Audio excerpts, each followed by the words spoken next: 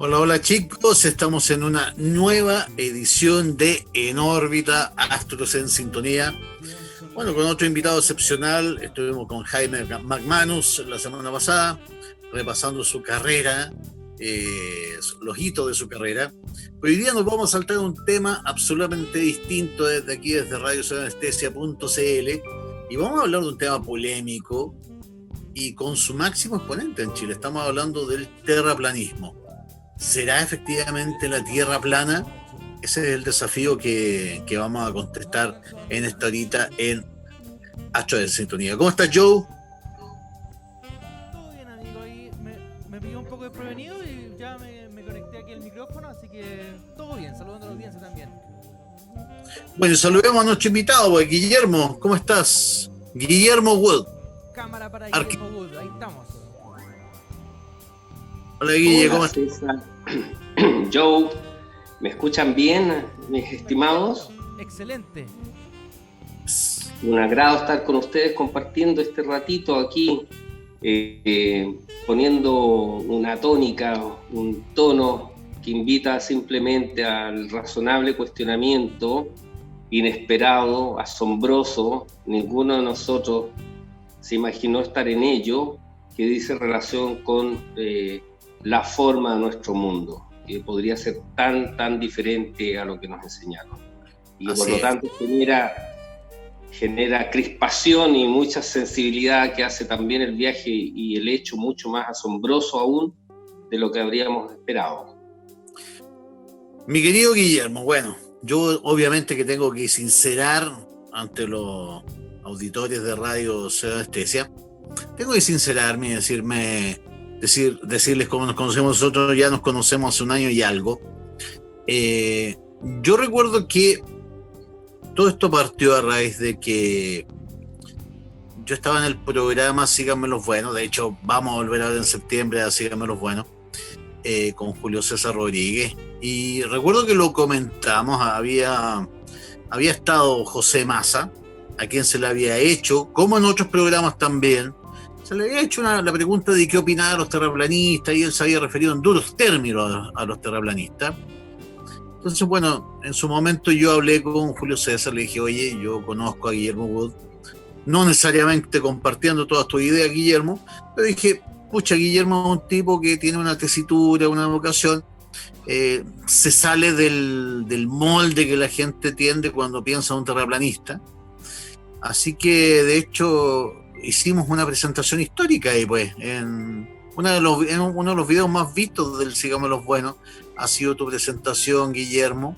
Después salieron otras ventanas por ahí, etcétera. Tuviste un congreso en Argentina. En realidad, el 2019 creo que Raya para la Suma fue un buen año para lo que es el terraplanismo. Muy bien, después se vino la pandemia, etcétera. Pero eso, te diría que me evaluara ahí el 2019, cómo fue el 2019 en términos de transmitir esta visión de universo, nunca mejor dicho. Y perdona por el nombre del programa, que se llama En órbita, ¿eh? No es... Claro, nada es casual, pues. Nada es casual, por algo se llama En órbita. Claro. Bueno, reitero mi gratitud por la invitación, César, a ti, a Joe, a los auditores, por supuesto, enviarles un saludo afectuoso. Estoy en este minuto en un viejo caserón, que fue el caserón donde formé parte de mi familia, acá en Recreo, en Viña del Mar, ¿ya? Y entonces desde Recreo, Viña del Mar, les envío un saludo a todos los auditores, más aún en el entendido que estos programas hoy día quedan archivados en el tiempo y después formarán parte de este relato, ¿no?, tan asombroso. Con respecto a lo que tú me preguntas, efectivamente, mira, yo diría que yo partí en el mundo del geocentrismo, terraplanismo, no esfericismo, hay distintas maneras de abordarlo según las personas, en enero del 2017. Y el 2018 fue un año muy importante para nosotros. Para mí el 17 fue de investigación, desarrollo, continué consolidando los principios, los conceptos generales. El 2018 se produjo algo que para nosotros fue bien importante, que fue el video y la nota que hizo La Tercera, que se llama La verdad de un terraplanista o algo así, que fue un pequeño sismo dentro del ámbito de esta corriente de pensamiento, porque puso ese tono del cual haces tu referencia, que se consolida el 2019 en la nota que hacemos con Julio César, quien tan gratamente me recibió en su canal y estuvimos juntos ahí. Entonces, mira, yo diría que ese análisis, ya solo ese análisis que tú planteas, es decir, cómo esto ha derivado y se ha desarrollado durante el tiempo, invitaría a cualquier persona sensata y razonable a decir, si el terraplanismo se sigue consolidando, es porque alguna razón habrá, porque si no fuese así, habría sido tan efímero como la moda de la canción del verano, ¿no es cierto? A los 3 meses habría dejado de ser tema. Y no solo no ha dejado de ser tema, sino que día a día, paso a paso, sostenidamente se consolida. Y eso evidentemente indica que hay alguna razón de fondo del por qué no desaparece, sino todo lo contrario, solo crece. Ahora bien, tú lo dices en la tercera, Guillermo, en la notita de la tercera. Tú fuiste un amante del globo, tú amabas el globo, tú adorabas el globo, y esto de transformarte a la tierra plana no fue un proceso fácil, fue un proceso de desestructuración tuyo para volver a estructurarte en torno a lo que es la idea de la tierra plana.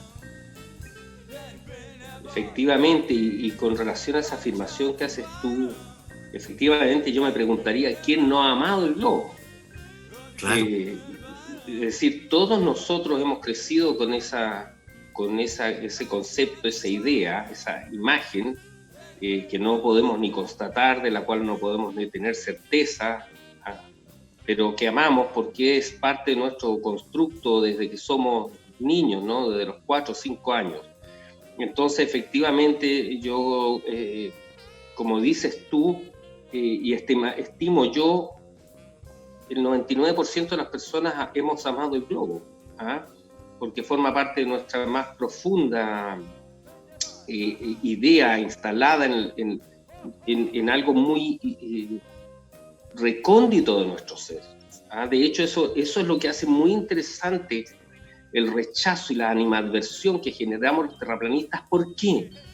Porque tú estás dispuesto a aceptar muchas cosas en esta vida. Que te enteraras de que eres adoptado, que te enteraras que tu pareja de los 20 años, de toda tu vida, te ha sido infiel y tenía todo otro mundo que tú ignorabas, que tus familiares te dieran, no sé, la espalda en una circunstancia X.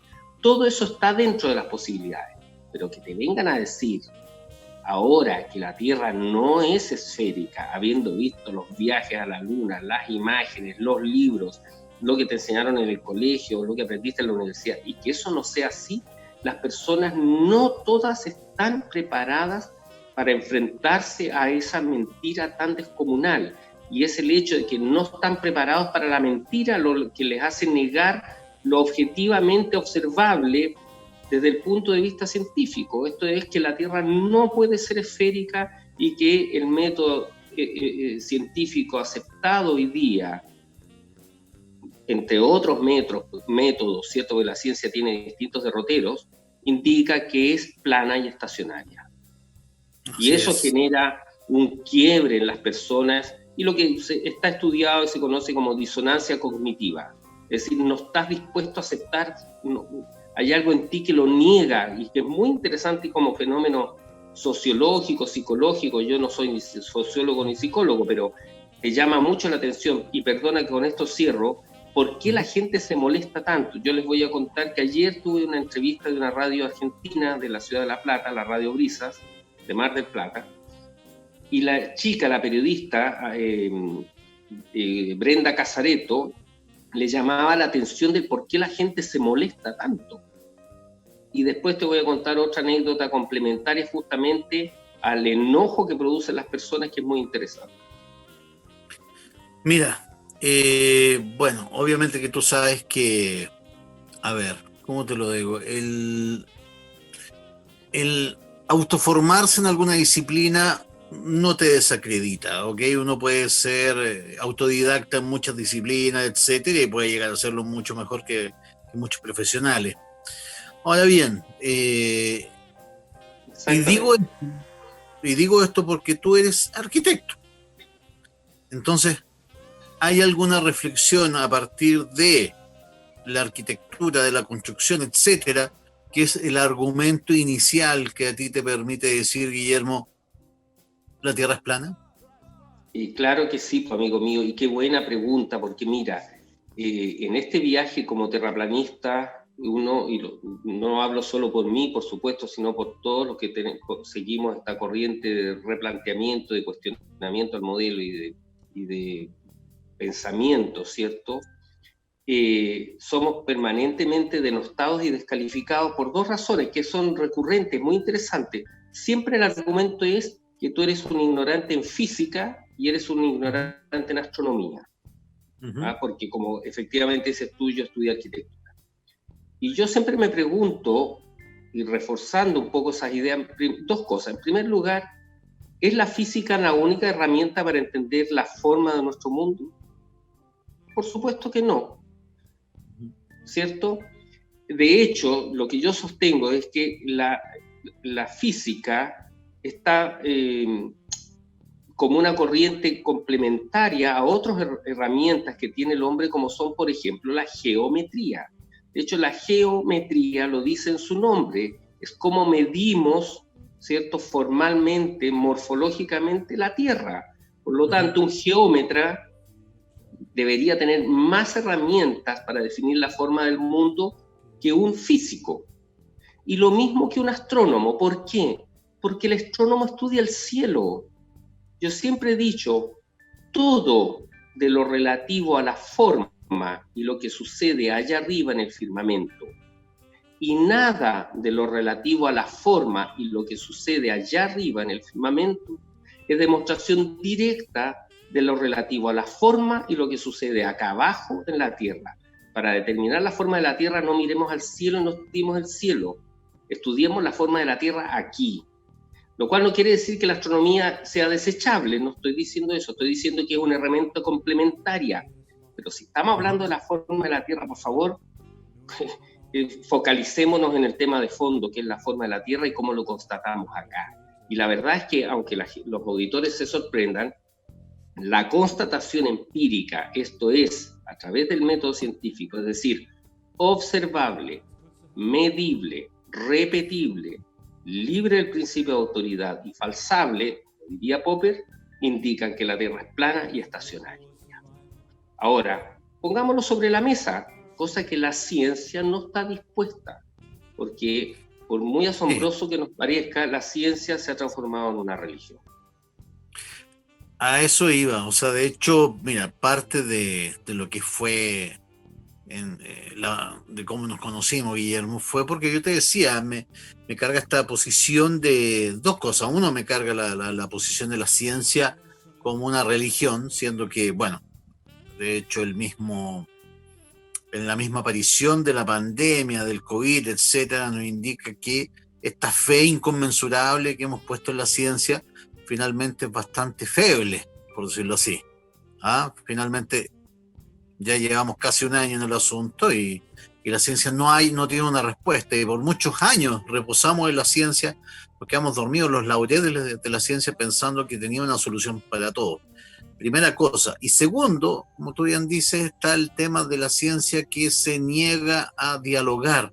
O sea, efectivamente, si tú preguntas a un científico ¿por qué la Tierra es redonda?, se va a reír de ti, no va a ser capaz de darte 2 o 3 argumentos que efectivamente te dejen claro que la Tierra es redonda.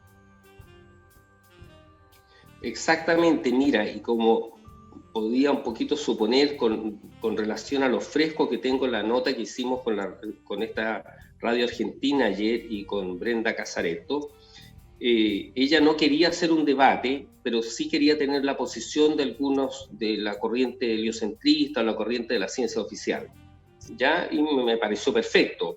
Entonces me llamó alrededor, creo que las 19 horas de Chile o 18:30 horas de Chile, Y una vez que hablamos, que yo expuse, era un programa corto, ya tenía 30, 40 minutos de programa solamente, estuvimos conversando más o menos unos 15 o 20, y después participó el equivalente, entre comillas, a quien representa la corriente heliocentrista un poco en los medios oficiales argentinos, que es don Diego Bagú, que es presidente, entiendo, de ¿cómo se llama?, del Planetario de La Plata.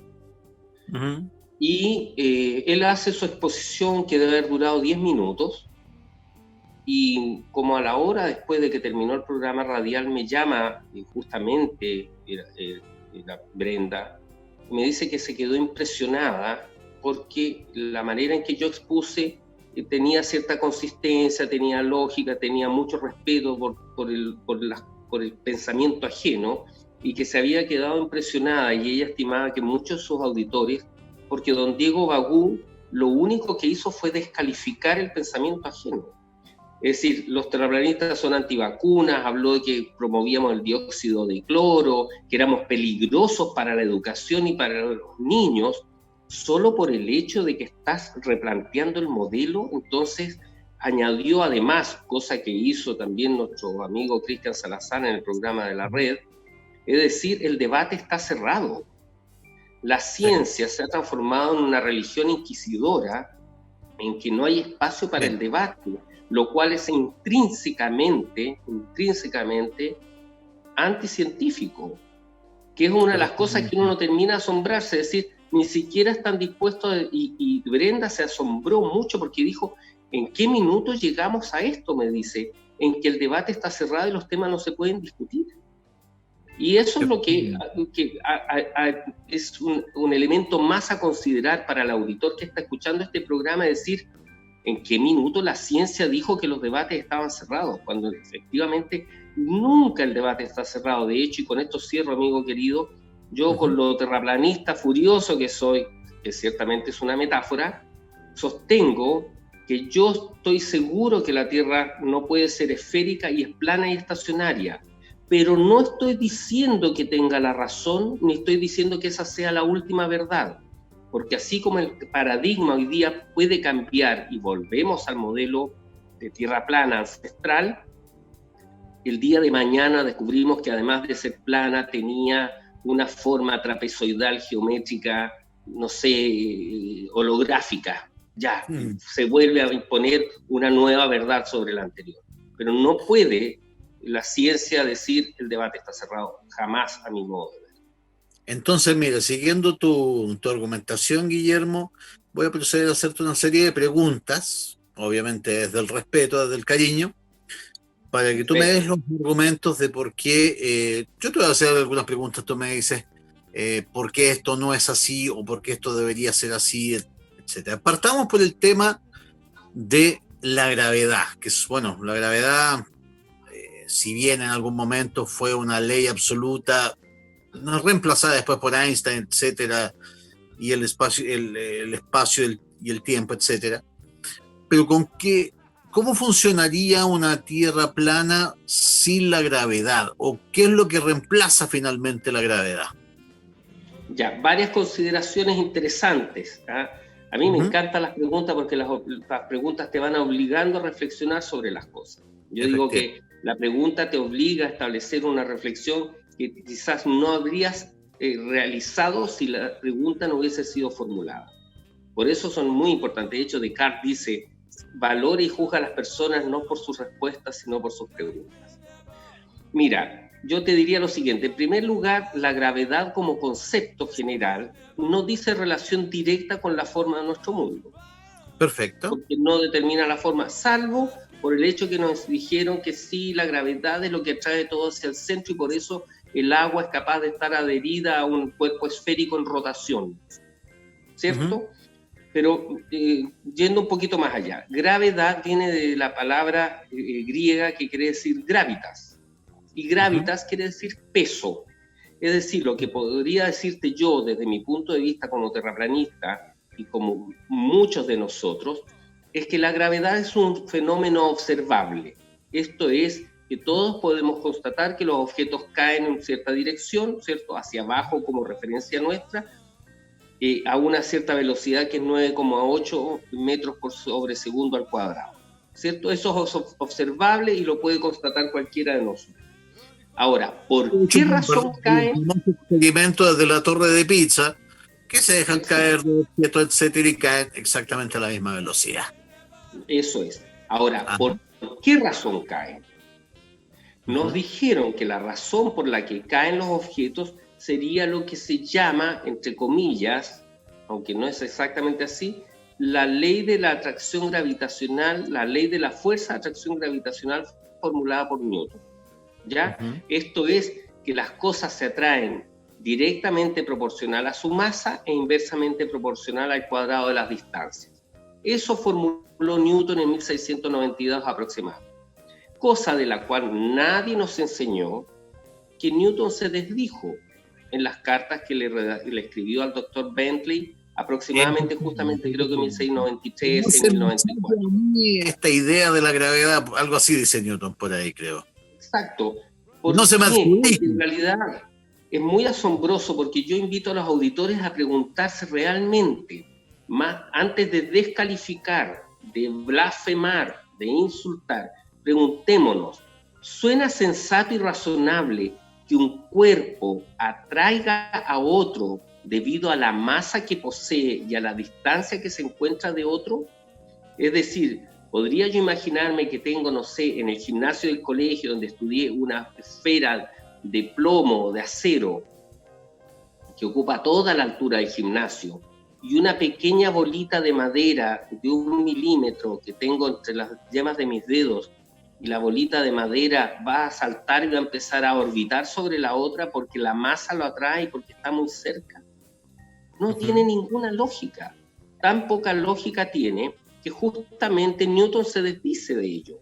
Ahora, como esto, lo queramos o no, va aparejado de cosas que no calzan en la historia, bueno, eso corre por el carril paralelo de investigar por qué nos contaron la historia que nos contaron. Pero eso tiene una relación distinta con el hecho científico, medible, empírico. Mira, para cerrar un poco el tema de la gravedad, dada mi profesión, conozco muchísimos ingenieros y muchísimos ingenieros estructurales. A más de media docena, es decir, lo he hablado con una docena, pero yo siempre les pregunto, bueno, tú que trabajas con estructuras, entiendes muy bien cómo trabajan los pesos, etcétera. ¿Te acuerdas de cuál es la fórmula de la atracción gravitacional? No voy a dar nombres, pero se lo he preguntado. Ilustres ingenieros estructurales. Entonces ya empiezan a dudar.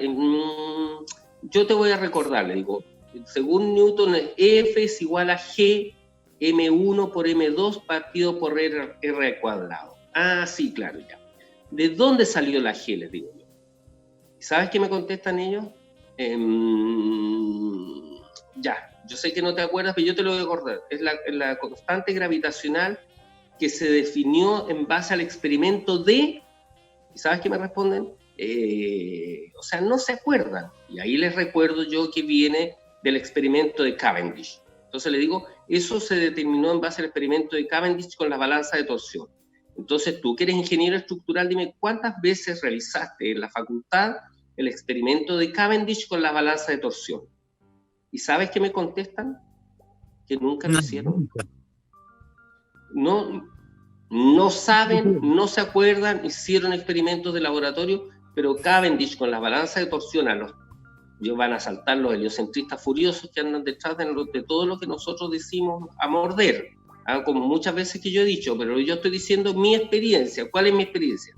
Que a los ingenieros estructurales, ingenieros geomensores, ingenieros mecánicos, que yo les he preguntado de la Universidad Técnica Federico Santa María, de la Pontificia Universidad Católica de Chile, de la Universidad de Chile, ninguno de ellos recuerda haber hecho el experimento de Cavendish con las balanzas de torsión. Eso es lo que te puedo decir.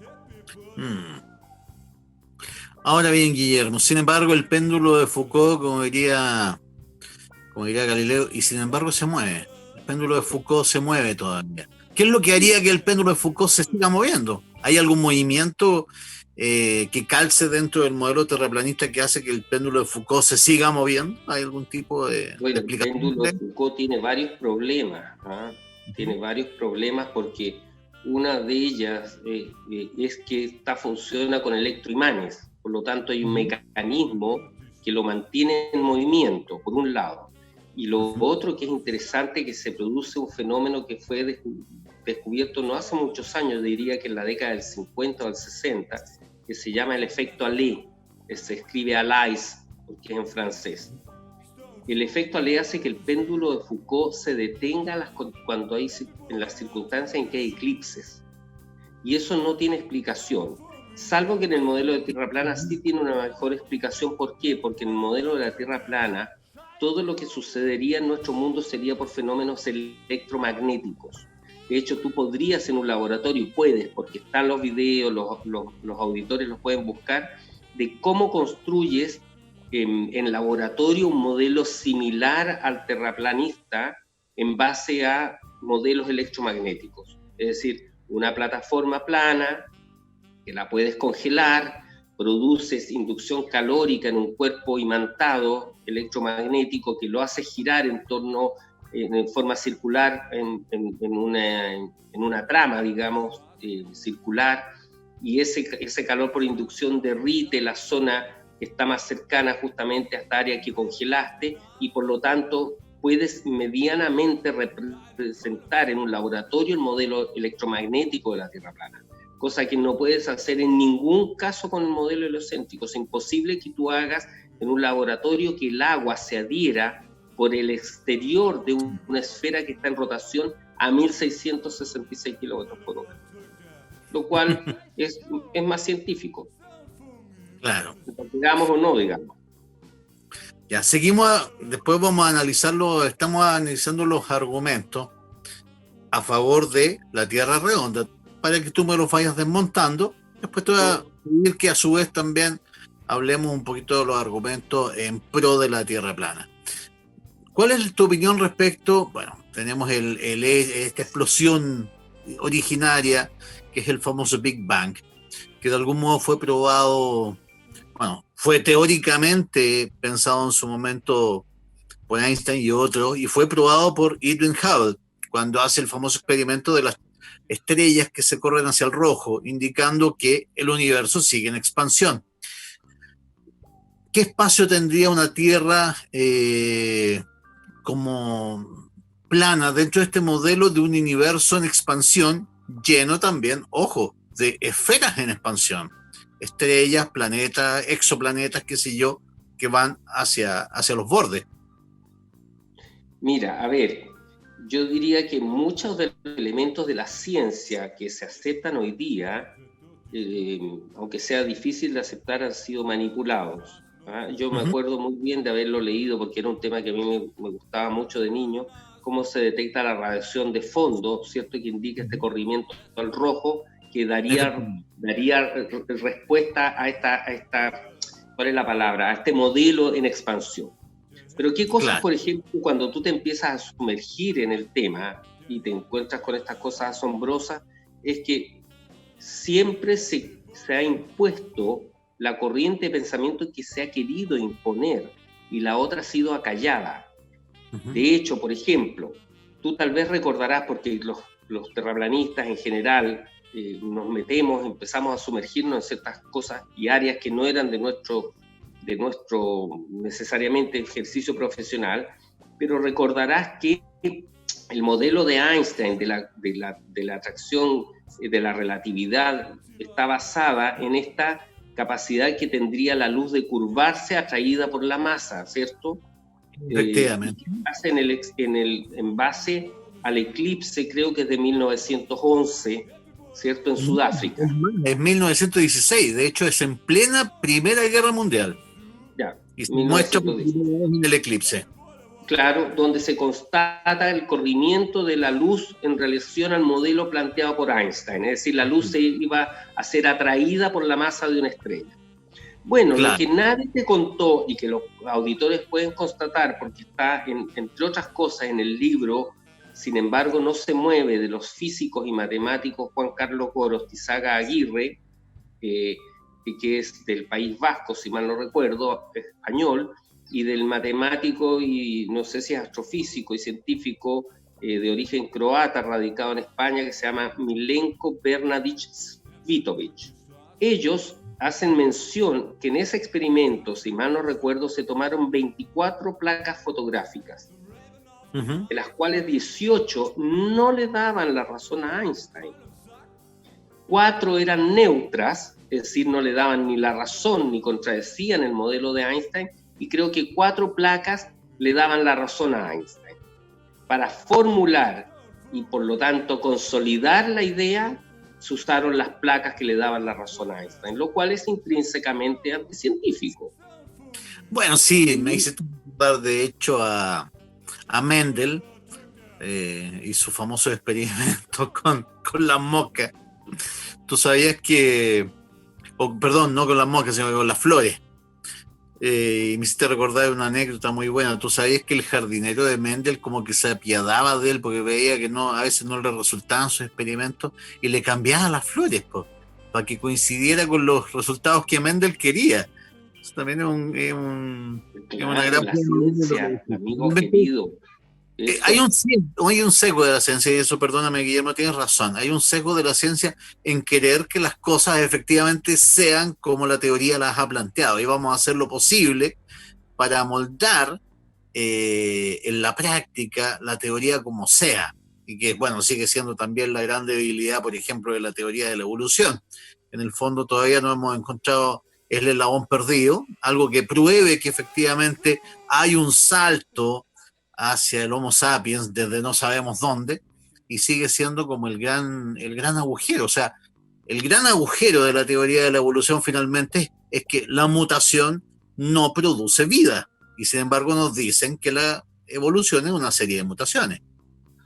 Claro, amigo querido, justamente cuando tú inicias este viaje de cuestionamiento, eso es lo que muchas personas les abruma, si tú quieres, es que entra todo a quedar en cuestionamiento. Y yo lo comentaba ayer a esta chica, y no, lo he dicho también en otras ocasiones, estuve con unos chicos argentinos que tienen un canal que se llama El Teatro del Absurdo, que hicieron una nota en el encuentro de Tierra Plana en Colón, Buenos Aires. Y justamente a ellos les mencionaba y les recordaba que justamente se pretende mucho y que las personas niegan el hecho porque la afirmación es la siguiente. Es decir, dado el hecho de que yo no puedo creer que exista una conspiración tan grande y una mentira tan grande, ¿eso es demostración de que la Tierra es esférica? Por supuesto que no, porque no estamos hablando de conspiraciones ni de mentiras, estamos hablando de ciencia. Atengámonos al método científico con rigor, porque tú diste en el clavo en una cosa que es muy interesante y muy importante, que es la siguiente, y lo dije también en esa nota con estos amigos argentinos y allá en Buenos Aires. La ciencia verdadera no puede tener ni predilecciones ni animadversiones. Está en búsqueda de lo correcto es decir, está en búsqueda de la verdad a través de lo correcto. Y tiene que ser tremendamente honesta con sí mismo. De hecho, Einstein decía, si el resultado que quieres no te da, cambia el experimento, lo cual es intrínsecamente científico. Increíble. Lo último, antes de que vayamos a los argumentos duros a favor del terraplanismo.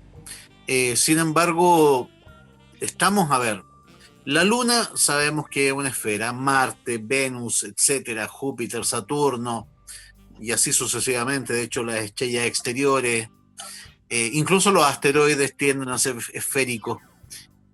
¿Por qué en algún momento la Tierra tendría que ser la excepción a la regla? Me estoy moviendo, amigo querido, porque mi teléfono está empezando a descargarse, ya, así que me estoy cambiando un poquito de lugar para poder conectarlo y enchufarlo, ¿ya? Y aquí me voy a instalar en una salita aledaña aquí a donde estaba, acá en la casa de recreo. Mira, bueno, Sí, por favor, Joe, hagamos esto con alguna interacción complementaria. Dejemos que... Sí. Perfecto. Mira, a ver, yo trato de ser lo más aplicado y riguroso que puedo, lo cual no quiere decir que no cometa errores, ciertamente. Yo soy de la opinión de que nosotros no podemos afirmar que la Luna sea una esfera, porque objetivamente estamos de acuerdo en que se ve esférica, estamos de acuerdo, completamente de acuerdo, yo eso lo comparto. Se ve esférica, ciertamente, pero ¿eso quiere decir que sea una esfera? No necesariamente. De hecho, cuando don José María Massa descalifica a la corriente de pensamiento terraplanista, dice, entre otras cosas, lo siguiente, y lo dice en un programa de televisión: Mercurio es esférico, Venus es esférico, Marte es esférico y la Tierra es plana. O sea, estos tipos no piensan. Entonces yo le contesté, le envié una carta, le dije, don José María, recuerdo perfectamente mis clases de lógica en el glorioso Instituto Nacional. La implicancia, P implica Q. Su razonamiento desde el punto de vista lógico sería pensar del siguiente modo, comillas, dado el hecho de que yo al observar allá arriba en el firmamento cuerpos circulares que parecen esféricos, ¿eso quiere decir que yo vivo en una esfera? Por supuesto que no, no tiene nada que ver una cosa con la otra. Entonces, no me puedes usar eso como razonamiento lógico para decir que nuestro mundo es esférico cuando no tenemos idea de que una cosa claramente no implica la otra. ¿Y te Así que contestó? esa es un poco mi manera de verlo. ¿Te contestó la carta todo esto? No, por supuesto, sí. Don José María, don Eric Cole, María Teresa Ruiz, todos estos ilustres personajes, inquisidores y pseudocientíficos, aunque les duela porque lo son. Imagínate que María Teresa Ruiz mandó a matar la idea de la Tierra plana. Premio Nacional de Ciencia Exacta, pues si eso no es ser inquisidor, tirano y arrogante, yo me pregunto qué significa entonces. Matar las ideas. Eso es, pero verdaderamente abominable a mi modo de ver de un pensador que se dice científico. Eso es medio. Estaríamos cayendo. Claro, debería recordarse quizás la ciencia oficial cuando efectivamente tenía que comparecer ante la Iglesia Católica, quizás volver a la humildad de aquellos tiempos. Joe, ¿tienes por ahí preguntas? Efectivamente, aquí las personas, nuestros espectadores, se están manifestando ahí con bastantes preguntas. Claudia Concha, hola, buenas noches, saludando. María Paz Silva Aguirre, todo bien, excelente. Mez Sangüesa, hola, buenas noches, querido César, y al gran invitado, don Guillermo Good. Rosario Borges, buenas noches, César. Hola, César, saludando mucha gente a César. Y también Felipe Osorio González dice, consulta para el invitado. ¿Cómo explica las fotos de la Tierra tomadas desde la Luna? Y también, ¿qué opinión tiene respecto a los otros planetas que son esféricos? Que ya Guillermo estaba adelantando un poco de esta pregunta. Vámonos con las fotos tomadas desde la Luna, Guillermo. Sí, bueno, mire, aunque parezca paradojal, hay mucha gente que llega al terraplanismo después de la siguiente afirmación. Comillas, no existen fotos reales de la Tierra del espacio. Entonces la gente dice, pero ¿cómo? Eso es imposible. Y resulta que quien investiga se encuentra con la sorpresa de que la NASA misma admite que todas sus famosas fotografías Blue Marble son imágenes creadas por computador. Y la única que admite como fotografía real es la Blue Marble del Apolo 17. Es la oficial que entrega la NASA año a año respecto a cómo se ve la Tierra desde el espacio. Exacto. Para que los chicos tengan para sus tareas, qué sé yo. Muy buena aclaración, mi querido César. Se nota que usted tiene oficio en las comunicaciones. Para aquellos que no lo sepan, las Blue Marble son las fotos oficiales de la Agencia Espacial Norteamericana, la NASA, sobre nuestro mundo tomado teóricamente desde el espacio exterior. esas fotos, y es muy fácil hoy día encontrarlo, además están llenas de errores garrafales. El tamaño de los continentes, por ejemplo, creo que es la del 2002 o 2012, en que el continente americano ocupa, no sé, el 30%, el continente norteamericano para ser exacto, ocupa prácticamente un 25 o 30% de la superficie de esta esfera. Hay otra famosa que es la del 2014, donde están constatadas las fotos clonadas con Photoshop, repetidas, así secuencias de fotografías. Yo estoy investigando para el programa, mi querido Guillermo. Efectivamente, yo no explico el porqué de eso, pero efectivamente cualquier persona puede comprobar eso. En la Blue Marble, en la fotografía que se toma de la Tierra cada año, hay nubes que están duplicadas. Es como que le da flojera al tipo que hace la imagen computacional. Eso para mí, te lo digo, no tiene explicación. O sea, ¿cómo es posible que las nubes se repliquen así como copy-paste? Como alguien le puede dar flojera incluso de hacer ese proceso. Eso te lo concedo absolutamente. Pero tú me dices que hay más contradicciones de la Blue Marble. Sí, no. Entonces, lo que sucede, amigo querido, es que lo queramos o no, aquella persona que está dispuesta a abrir una pequeña rendija, decir, bueno, es absolutamente imposible que nos hayan mentido, o pueden haber la posibilidad de que haya cosas que no calcen. Una persona que verdaderamente quiere entender un poco mejor su mundo, abre esa rendija y hace su propia investigación, que es lo que siempre decimos nosotros en general. Me refiero, se lo he escuchado a mi querido amigo Iru Landucci, mi amigo argentino, notable exponente. Lo han dicho, no sé, pues mi amigo Alieski Rodríguez en Estados Unidos, que es de origen cubano, pero vive allá. Oliver Ibáñez, qué sé yo, todos los canales de terraplanismo dicen lo mismo. No nos creas nada. No nos creas lo que yo te estoy diciendo, porque tú no tienes que creerme a mí.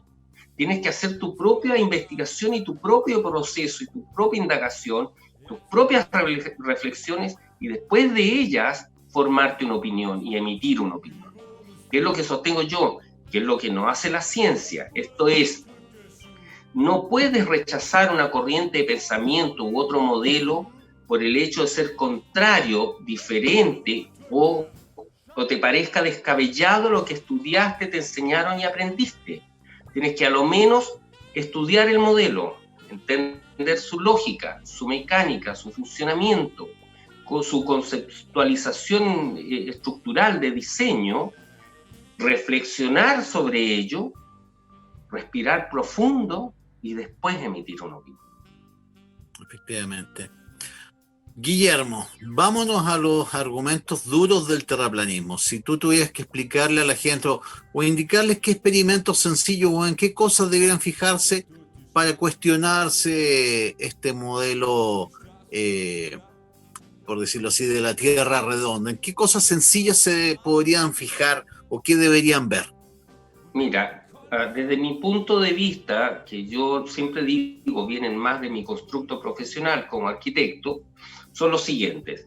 No sé si en este orden jerárquico, pero en primer lugar la mecánica del agua. El agua busca siempre mantener la línea, el plano horizontal. Nunca, cuando uno dice no se curva, se refiere que el agua en estado mecánico de movimiento, por supuesto, puede tener oleajes, pero el agua busca siempre mantener la línea horizontal. De hecho, las definiciones antiguas en geometría eran que la vertical es la perpendicular a la horizontal, y la horizontal equivale al plano de las aguas quietas.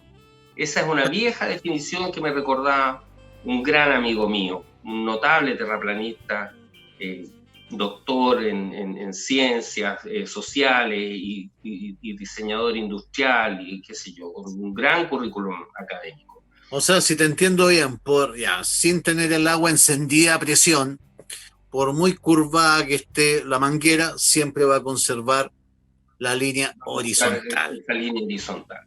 Y eso se puede demostrar, por ejemplo, en el Salar de Uyuni. El Salar de Uyuni tiene una película de agua de 50 milímetros aproximadamente después del invierno boliviano. Y por lo tanto, establece un plano absolutamente horizontal tan horizontal que tú puedes ver a larga distancia a través del Salar de Uyuni, cosa que además sucede en los lagos. Como digo yo, mi gran amigo Igor Wolf en Estados Unidos, investigador chileno, médico veterinario de profesión, astrónomo aficionado, músico, gran pensador, constató que el lago Big Bear, allá en California, no tiene curvatura. El equipo de FECOR, que son unos investigadores ingleses y asociados parece gente en India, constataron que el lago Balaton tampoco tiene curvatura. Mi amigo Martín, que está en el lago Viedma, allá en el Calafate, constató que el lago Viedma no tiene curvatura. Y algunos amigos aquí en las playas Las Torpederas, hacia Quintero, constataron que no hay curvatura entre Las Torpederas y Quintero. Por lo tanto, podríamos afirmar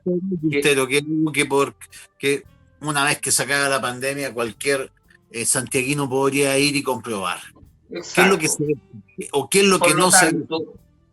Esos lugares no acusan curvatura. Entonces alguien podría decir, el lago Balaton, el lago Big Bear, el lago Viedma, el lago General Carrera, el Salar de Uyuni, la costa de Quintero son todos planos, pero la Tierra es esférica. Parece que hay algo que no calza, y lo que no calza es que el agua busca el nivel. De hecho, yo propuse un experimento, lo discutí en cierta ocasión con un topógrafo y geomensor que yo aprecio mucho, que es Alberto Pleguezuelo, que es español, que es un defensor a dientes y muela del modelo heliocéntrico que nos enseñaron, que nos impusieron más que nos enseñaron. Y cuando le hice un experimento conceptual con la idea del agua, se quedó mudo. Se queda mudo porque no tiene respuesta. El agua busca el plano horizontal. Siempre va a buscar el plano horizontal. Va a mantener su nivel horizontal. ¿Te fijas? Entonces, la mecánica del agua es el primer gran argumento a favor de la Tierra plana y que no tienen manera, porque no se puede hacer un modelo de Tierra, ¿cierto?, esférica con agua, formando, ¿cierto?, esta esfera. En segundo lugar, yo diría que es la observación a distancia. Es decir, hay mucha observación a distancia que indica que los objetos que debieran estar ocultos bajo la curvatura se ven.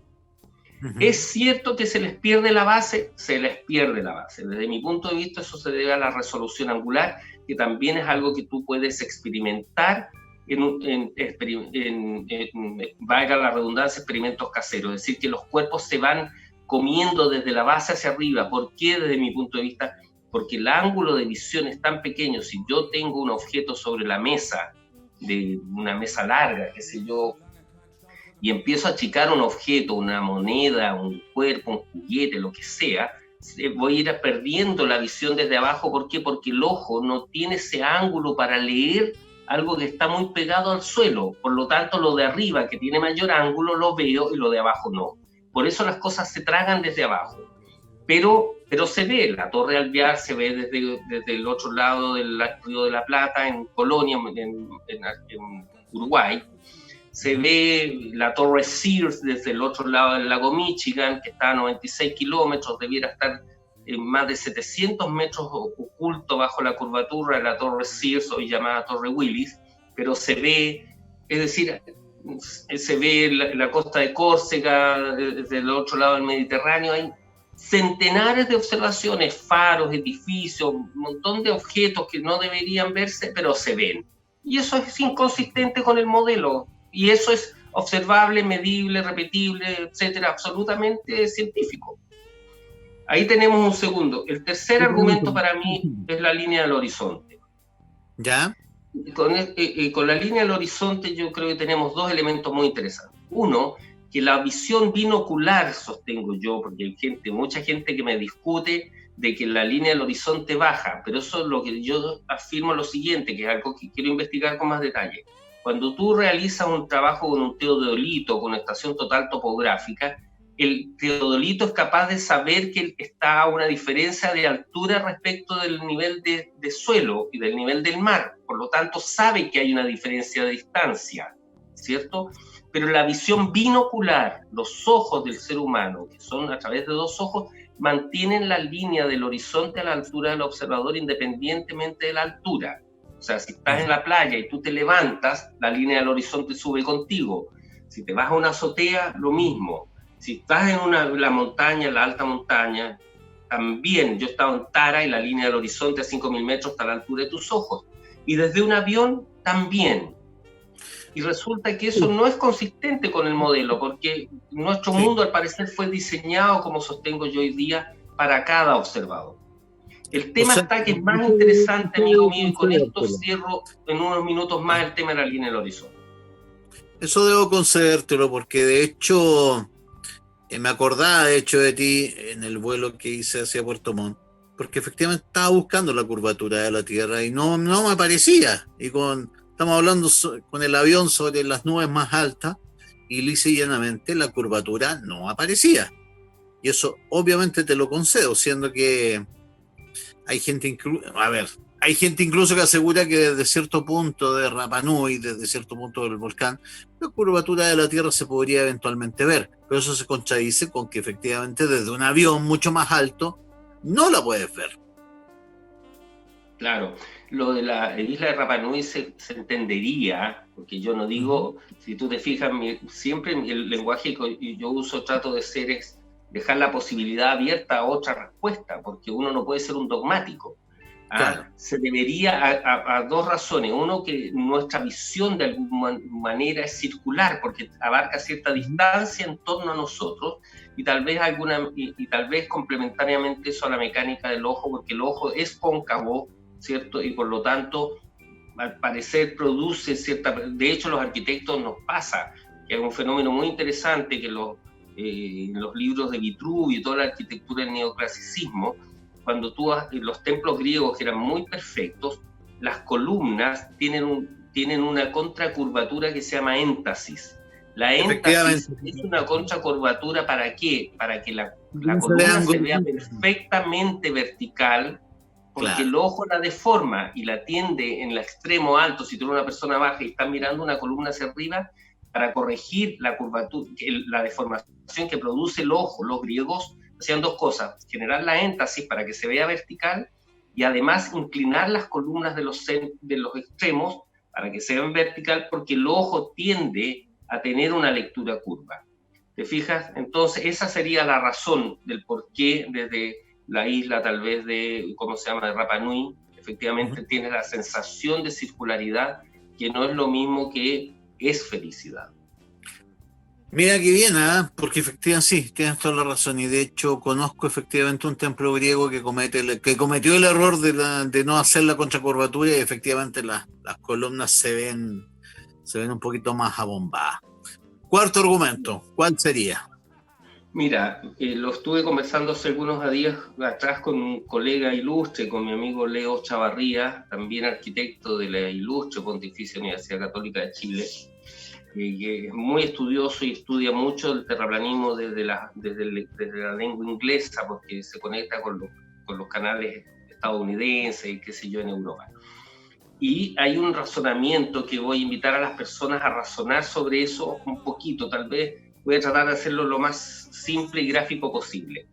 Si nuestro mundo es una esfera de 6.000 y tantos kilómetros de radio, 12.000 de diámetro y 40.075 kilómetros de perímetro, para un observador que está de pie sobre la cota cero del nivel del mar, producto de la curvatura que tiene, la distancia geométrica hasta la línea del horizonte es de 4,7 kilómetros. ¿Por qué? Porque si yo hago esto, el mundo es curvo, y tiro mi visión a los 4,7 kilómetros, empieza a caer la curvatura para un observador que está de pie sobre el nivel del mar. La orilla de la playa, por decirlo así. Exacto. Por lo tanto, si la línea del horizonte está más allá de los 4,7 kilómetros, la Tierra no puede ser una esfera de 6.000 kilómetros de radio, 12.000 de diámetro y 40.000 de perímetro. El tema está en que hay constataciones también, nuevamente, basadas en el método empírico y el método científico, es decir, lo podemos observar, medir, repetir y llegaremos a la misma conclusión, que son, por ejemplo, las plataformas Habitat y la otra se llama Milhouse, que son dos plataformas petroleras que están en el Golfo de Santa Bárbara, en California, que tú tienes, y hay fotografías de ello, y por lo tanto podemos ir a fotografiar, tendríamos que hacerlo en algún minuto, donde tienes una primera plataforma en primer plano, ¿cierto? Con el borde del agua, donde se posa. La segunda plataforma está más lejos, también se ve paralela, ¿cierto? Con la línea donde se posa en el agua, y la primera está, creo que a 6 millas, la segunda está a 9 millas, y la línea del horizonte está más allá de la segunda plataforma. Por lo tanto, si para un observador la distancia máxima, de hecho la cámara del fotógrafo que hace, que es terraplanista, está a 30 centímetros sobre el nivel del mar, o sea, pones un trípode chiquitito y tomas esa foto, no tiene ninguna explicación que la línea del horizonte esté más allá de la segunda plataforma, salvo que la Tierra o es una esfera muchísimo más grande o es plana. El tema está que si la Tierra fuera una esfera muchísimo más grande, vamos a tener un problema con los mapas, vamos a tener un problema con las imágenes del globo terráqueo, vamos a tener un problema con la teoría de la gravedad, un montón de cosas, porque todo se empieza a desmoronar, ¿cierto? Claro. Así que no es llegar y decir tal vez la Tierra es más grande, esféricamente. Joe, ¿hay más preguntas por ahí? Uy, la verdad, maestros, hay bastantes preguntas, la verdad. Mira, de las más recientes, Carmen Gloria Guidi dice, insisto, ¿por qué nos mentirían con respecto a la Tierra redonda? Ahí va una. Y Carolina Silva dice, si fuera plana, ¿cómo se daría el día y la noche? ¿Sería el Sol quien hace la traslación? También hay otra pregunta de Carolina también. Si fuera plana, ¿cómo se daría entonces el día y la noche? ¿El Sol sería el que hace la rotación? Y otra pregunta de Oscar Basualto.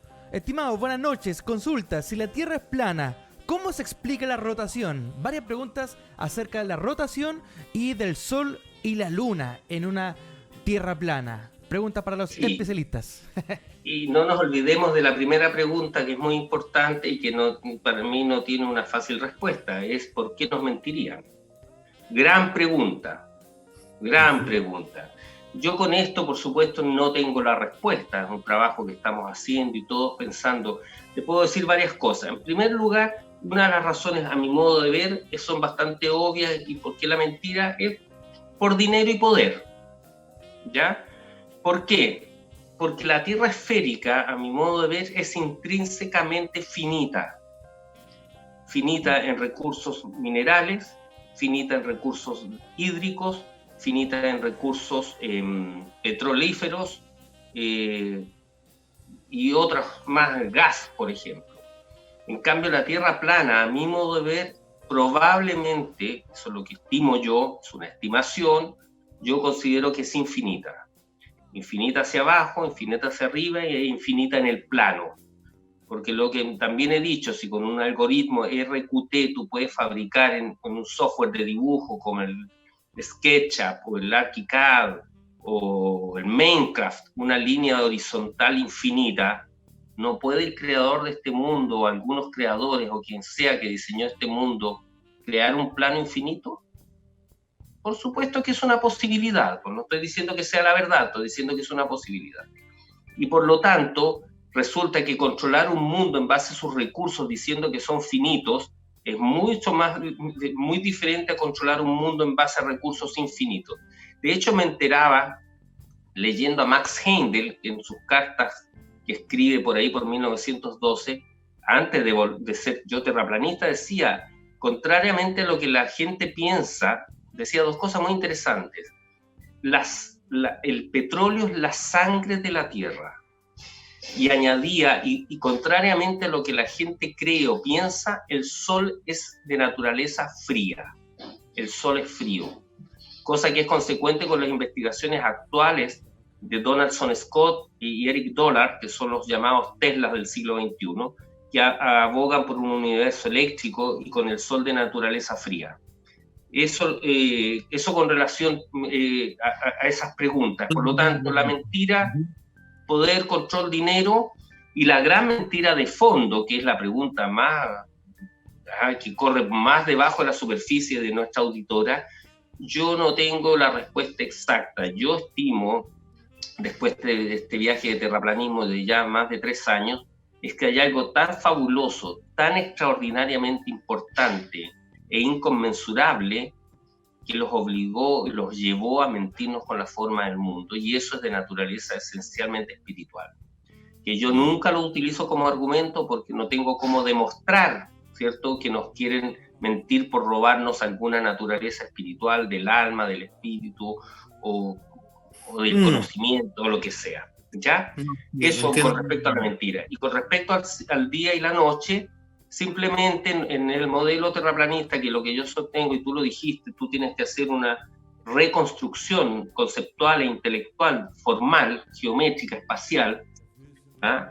Que significa que desarmas mentalmente lo que te enseñaron, que son esferas que giran entre sí para transformar un cuerpo en un plano, ¿cierto?, probablemente sin límites, con otros cuerpos, lumbreras, luminarias que giran circularmente.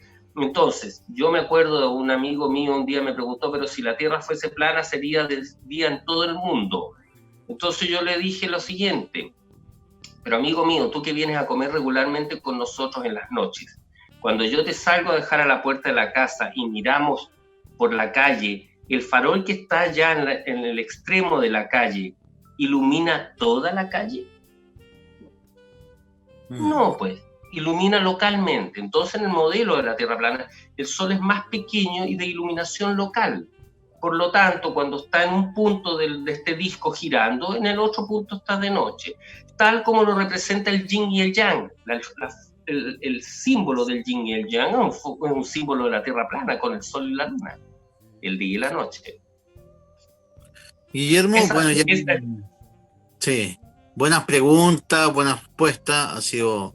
Y muy respetuosos los auditores, así que mis felicitaciones a ellos, cosa que no siempre sucede, porque la cantidad de insultos que hemos recibido son de antología. Algunos insultos seguramente. Hay muy poquito, hay muy poquitos, y hay más interés también. Dicen, bien Parra ahí abriendo el abanico de temas muy interesantes, dice, mira qué bonito. Y hay una última consulta que en lo personal también me intrigó. Dice, ¿qué pasa con el núcleo de la Tierra? No sé si nos da el tiempo, César, pero considero que es una muy buena pregunta. Y también, ¿qué pasa con los eclipses? ¿Qué pasa con la gravedad de la Tierra? La gravedad la hablábamos al principio del programa, pero los eclipses y el núcleo de la Tierra... Dejémoslo con el tema del núcleo, que me parece interesante.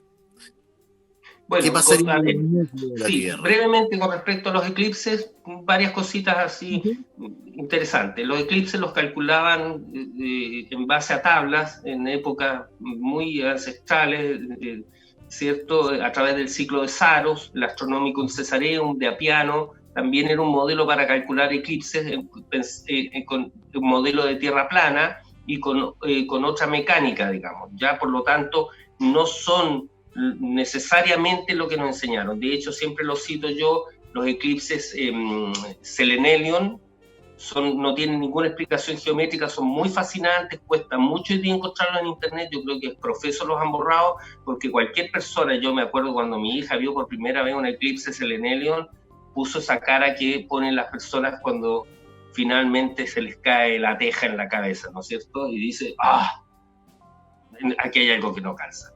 Ya, pero con respecto al núcleo, el núcleo es un modelo teórico no demostrado, como muchas cosas de la ciencia. Lo único que se sabe con cierta certeza respecto a lo que pasa más hacia abajo es el pozo superprofundo de Kola, que lo hicieron los soviéticos por ahí, por el año 1979 al 89 aproximadamente, que lograron perforar 12.272 metros, si mal no recuerdo, y que después no pudieron seguir perforando porque simplemente las brocas y el equipamiento eran incapaz de seguir perforando. Por lo tanto, hacia abajo, desde el punto de vista científico, es decir, lo observable, medible, repetible y por lo tanto investigable y constatable, es eso. Hacia abajo nadie sabe. Y yo, bueno, por eso yo digo que si alguien piensa que la Tierra es hueca, perfectamente capaz que debajo de nuestro plano haya oquedades gigantescas, incluso tal vez habitantes más abajo, y podría ser, why not? Porque el científico verdadero, que es una cosa interesante que lo desarrolla Marcelo Truzzi, el investigador, entre separar cientificismo de pseudociencia y de ciencia y de escepticismo con pseudoescepticismo, es que verdaderamente el escéptico es una persona que duda, es decir, ¿será posible? En cambio, el pseudoescéptico niega, es imposible que la Tierra sea plana, es imposible que no exista el núcleo. Te entiendo. O sea, he conocido muchos pseudoescépticos y en realidad me parecen, más que escépticos reales, etcétera, me parecen gente amargada en realidad. Y son negacionistas. Los terremotos, los negacionistas. Los terremotos, ¿cómo entran dentro del esquema de la Tierra plana? Yo pienso que es un tema que no he indagado mucho, porque como muchas veces me ha pasado, los terraplanistas tenemos que saber de cartografía, climatología, de astronáutica, de aeronáutica, de física, de astronomía. Viejo, mira, estoy recién tratando de entender el poco mejor cómo estamos en nuestro mundo, pero a mi modo de ver se explicaría perfectamente similar a los modelos de la Tierra esférica, es decir, si existen estratos y sustratos en distintas capas que ¿cómo se llama? De alguna manera interactúan entre sí, ¿no? Si existe el magma o porque los volcanes estallan, ¿cierto? Y podemos constatar que hay magma. Por lo tanto, eso tendrá un trabajo mecánico, ¿cierto? Físico sobre las capas en las cuales está. Nuestro mundo puede ser perfectamente como una torta de 1000 hojas, ¿no es cierto? Y probablemente lo sea. Y eso no es inconsistente que sea plano o que sea en base a cáscaras como una naranja. Podría ser de las dos formas perfectamente. Why not? Así es, pues, Guillermo. Yéndonos al tema de la importancia de la observación empírica, ¿qué pasaría si un día te regalan un boleto para ser un turista espacial? Y te llevan al espacio y puedes constatar, pongamos que efectivamente era una esfera. Guillermo Wood, turista espacial, pudo viajar arriba, ¿qué diríamos? Redonda, baja, darías una conferencia de prensa diciendo, lo siento, ¿qué diríamos? Efectivamente era redonda. Claro, ¿qué diríamos, digo yo? Que efectivamente estábamos equivocados. Pues. ¿Acaso no podemos errar, no podemos cuestionar y replantear? Por supuesto que sí, pues sí. En realidad es una cosa muy interesante porque uno, en realidad lo que tiene que buscar es la verdad, no tener la razón. Por eso yo digo, siempre no estoy diciendo que tenga la razón, estoy diciendo que mi punto de vista en base a mis investigaciones es lo que me hace sentido después de haber investigado este tema. ¿Y qué es a lo que invito yo a todos los auditores? Hagan sus propios viajes, si no tienen nada que creerle a Guillermo Wood, a Iro Leanducci, a ninguno de los terraplanistas, porque no es un tema de creencia, es un tema de investigación personal, a quienes les interesa, porque hay gente que te insiste, yo me importa un bledo si la Tierra es plana, es piramidal, es cúbica, o mañana tengo que trabajar igual. Ya está perfecto, para ti no ha llegado el momento en que eso sea interesante para ti, y es legítimo y válido, por supuesto, yo no lo puedo entender, pero lo acepto. Entonces eso siempre invito yo, a las personas a hacer su propio viaje y su propia investigación. No, y en el fondo, mira, mi querido amigo, yo siempre, de hecho, voy a defender tu posibilidad de que des tu opinión, porque tenemos un punto de contacto muy fuerte y es el tema de que me carga el Dios ciencia, efectivamente me carga el edificio de la ciencia. Creo que la ciencia se ha convertido en una especie de pelea por mantener ciertos preceptos, ciertas ideas inamovibles. De hecho, veas a los chicos. El otro asunto que yo creo que es bastante grave, Guillermo, es que efectivamente ya se perdió el concepto del humanista como un tipo que sabía mucho de muchas cosas, sino que cada uno en su área, incluso científicos notables, que parecen caballos de paseo que en el fondo solamente están en su área y en nada más. Y nos hace perder absolutamente una visión de mundo. Exactamente, y creo que lo que nosotros pensamos como ciencia se ha transformado en eso, en el fondo, en una especie de pelea de codazos, por efectivamente quedarse ojalá matar al profesor para quedarse con el aula, qué sé yo, con el curso, etcétera.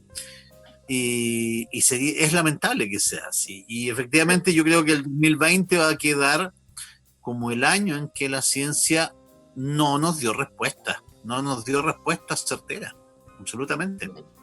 Sí, pues hay varias cosas que tú dices, bueno, dicen que Kepler asesinó a Tycho Brahe, dice el correo de las brujas, ¿no?